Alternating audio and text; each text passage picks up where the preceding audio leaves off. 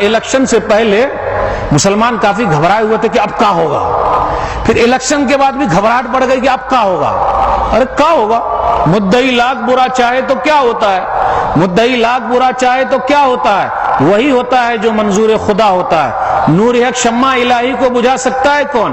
جس کا حامی ہو خدا اس کو مٹا سکتا ہے کون؟ فانوس بن کے جس کی حفاظت ہوا کرے، فانوس بن کے جس کی حفاظت ہوا کرے، وہ شمع کیا بجھے جسے روشن خدا کرے. توحید کو ایک دم مضبوط رکھیے، کوئی بھی آ جائے. مومن کبھی ہلتا ہی نہیں. پہاڑ ہل سکتے ہیں لیکن مومن ہل سکتا ہے؟ بالکل نہیں. منافق آزمائشوں کے بعد بکھر جاتا ہے اور مومن آزمائشوں کے بعد نکھر جاتا ہے. سمجھے؟ بکھرنا اور نکھرنا. آزمائش ہوئی، اللہ نے آزمایا، دیکھیے نکھار کیسے آ گیا. جھیلتے رہتا ہے، جھیلتے رہتا ہے، جھیلتے رہتا ہے، اور اس کی منزل ہے جنت. وہی جا کے وہ سانس لے گا. اس لیے توحید کو ذرا مضبوط کر کے رکھیے گا. یہی سب سے بڑا سرمایہ ہے. یہ اگر ہے، دنیا کی دولت ہو کہ نہ ہو، دنیا کی دولت ہو کہ نہ ہو. اقبال کہتے ہیں حکومت کا تو کیا رونا، حکومت کا تو کیا رونا، یہ تو ایک عارضی شے تھی. حکومت کا تو کیا رونا، یہ تو ایک عارضی شے تھی. نہیں دنیا کے آئینے مسلم سے کوئی چارہ. 1000 سال تک یہاں ہم نے حکومت کی، چلائے. پھر جب عیش کرنے لگے، باغات بنایا، پھر اسی طرح تاج محل بنایا. شاہجہاں بیوی سے بہت محبت کرتے تھے، مسجدیں بھی بنائی الحمدللہ.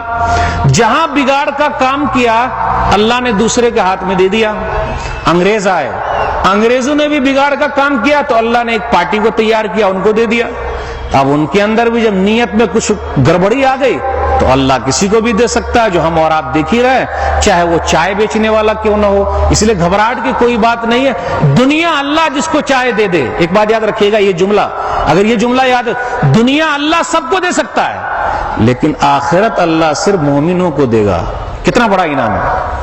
آخرت اللہ صرف مومن کو دے گا، مومن کے علاوہ کسی کو نہیں دے گا.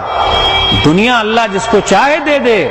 اور ہم تو کہتے ہیں کہ یہ تو ہمارے برے اعمال ہے اس لیے ہم سے دنیا چھین لیا، ورنہ دنیا بھی ہمارے ہی ساتھ تھی. لیکن برے اعمال کا نتیجہ بھگت رہے. اب دعا کرتے رہیں اور عمل بھی کرتے رہیں کہ اللہ وہ دن واپس آ جائے. لیکن حال ہی ہمیشہ افسوس کرتے ہیں. پستی کا کوئی حد سے گزرنا دیکھے، پستی کا کوئی حد سے گزرنا دیکھے، اسلام کا گر کر نہ ابھرنا دیکھے. مانے نہ کبھی کہ مد ہے ہر زجر کے بعد، دریا کا ہمارے جو اترنا دیکھے. یعنی دریا کا پانی جو کم ہو رہا ہے، ایک دن جب دریا کے اندر جوش آئے گا تو پھر دوبارہ اللہ تعالیٰ یہ کر سکتا ہے، اللہ کے ہاتھ میں. لیکن آخرت، مرنے کے بعد کی زندگی، وہاں ان کی نہیں چلے گی چاہے لاکھ ووٹ آ جائے، لاکھ کچھ کر لے، کیونکہ سب سے بڑی چیز ہے وہ ہے توحید. اس لیے میرے بھائیوں، سب سے بڑی دولت آپ کے پاس موجود ہے اور یہ سب سے بڑی خوبی ہے اسلام کی.